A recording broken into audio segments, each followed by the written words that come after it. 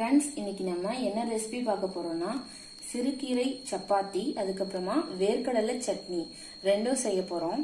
வேர்க்கடலை சட்னி சப்பாத்திக்கும் நல்லா இருக்கும், சாதத்துக்கும் நல்லா இருக்கும், இட்லி தோசை எல்லாத்துக்குமே சாப்பிடலாம். பெஸ்ட் சைடிஷ் அது. வாங்க எப்படி செய்யறதுன்னு பார்க்கலாம். சிறுகீரை சப்பாத்தி செய்யறதுக்கு இப்ப நம்ம மாவு ப்ரிப்பேர் பண்ணி வச்சிடலாம். கப் கோதுமை மாவு எடுத்து வச்சிருக்கேன், அதை சேர்த்துக்கலாம். 1/4 கப் தயிர் எடுத்து வச்சிருக்கேன், அதை சேர்த்துக்கலாம். 1 பிஞ்ச் சமையல் சோடா சேர்த்துக்கலாம். தேவையான அளவு உப்பு சேர்த்துக்கலாம். பாருங்க, சிறுகீரை பொடியா நறுக்கி வச்சிருக்கேன், இதை 1/2 கப் சேர்த்துக்கிறேன். இப்போ நம்ம இதை பிசைஞ்சு வச்சிடலாம். கொஞ்சம் கொஞ்சமா தண்ணி சேர்த்து பிசைஞ்சுக்கலாம்.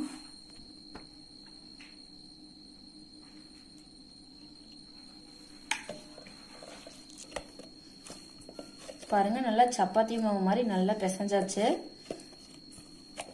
இப்போ இது மேல கொஞ்சமா எண்ணெய் தடவி வச்சிடலாம்.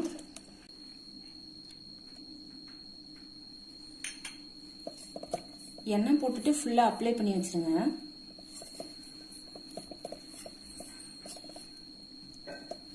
ஒரு 5 மினிட்ஸ் இதை ஒரு தட்டு போட்டு மூடி வச்சிடலாம். இப்போ நம்ம வேர்க்கடலை சட்னி செஞ்சு வச்சிடலாம். வேர்க்கடலை சட்னி செய்யறதுக்கு நான் கொஞ்சமா புளிய தண்ணியில ஊற வச்சிருக்கேன். இது நம்ம கரைச்சு சேர்த்துக்கலாம்.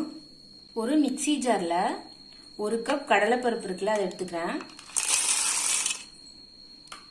வேர்க்கடலை பருப்பு இந்த மாதிரி தோல் நீக்கிட்டு எடுத்துக்கோங்க. 5 வரமிளகாய் இருக்குல்ல, அதை எடுத்துருக்கேன். இது சின்ன மிளகாய், ஆனா காரமா இருக்கும்.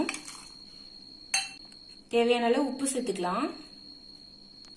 புளிய நான் கரைச்சி வச்சிருக்கேன், அந்த தண்ணி சேர்த்துக்கலாம். இப்போ நம்ம இதை அரைச்சு எடுத்துட்டு வந்துடலாம். பாருங்க, சட்னி அரைச்சு எடுத்துட்டு வந்தாச்சு. இப்போ நம்ம இந்த சட்னியை தாளிச்சு வச்சிடலாம். வானல் காஞ்சதும் எண்ணெய் சேர்த்துக்கலாம். கடுகு 1 ஸ்பூன் சேர்த்துக்கலாம்.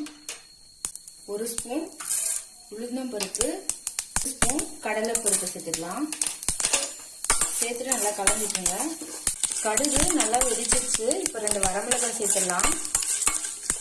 கருவேப்பிலை கொஞ்சம் சேர்த்துடலாம். அவ்வளவுதான், நம்ம இதை சட்னியில சேர்த்துடலாம். வேர்க்கடலை சட்னி ரெடி ஆயிடுச்சு. இப்போ நம்ம சப்பாத்தி செஞ்சிடலாம். பாருங்க, நம்ம சப்பாத்தி மாவு இது நல்லா நம்ம ஒரு டைம் பிசைஞ்சுக்கிட்டு நம்ம உருண்டை பிடிச்சி தேய்ச்சிடலாம். நம்ம குட்டி குட்டியா உருண்டை பிடிச்சி வச்சிட்டோம். இப்போ நம்ம சப்பாத்தி கல்ல தேய்ச்சிடலாம். ஒரு சப்பாத்தி கல்ல கொஞ்சமா வரமாவு போட்டுக்கோங்க. போட்டு ஒரு உருண்டை வச்சிருங்க.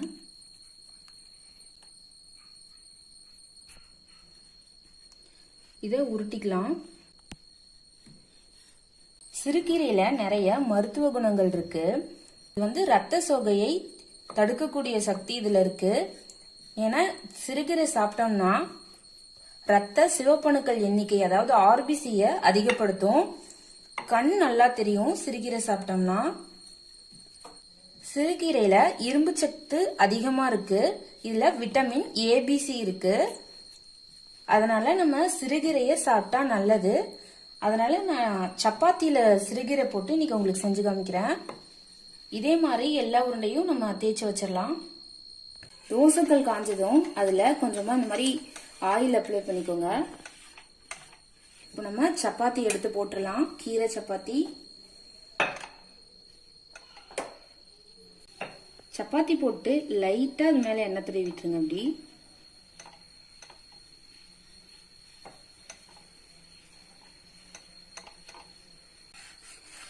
அப்படியே திருப்பி போட்டுருங்க. பாருங்க, நம்ம சப்பாத்தி நல்லா வெந்துருச்சு. இப்போ நம்ம இதை எடுத்து வச்சிடலாம். அவ்வளவுதான், நம்ம சிறுகீரை சப்பாத்தி வேர்க்கடலை சட்னி ரெடி ஆயிருச்சு. இதுல நிறைய நோய் எதிர்ப்பு சக்தி இருக்கு. அதனால இதை எல்லாரும் உங்க வீட்டுல கண்டிப்பா செஞ்சு பாருங்க. மறக்காம நந்து சமையல் சேனலை சப்ஸ்கிரைப் பண்ணுங்க. பக்கத்துல இருக்க பெல் பட்டனையும் பிரஸ் பண்ணுங்க. வீடியோ உங்களுக்கு பிடிச்சிருந்துச்சுன்னா லைக் பண்ணுங்க, ஷேர் பண்ணுங்க, கமெண்ட் பண்ணுங்க. தேங்க்யூ.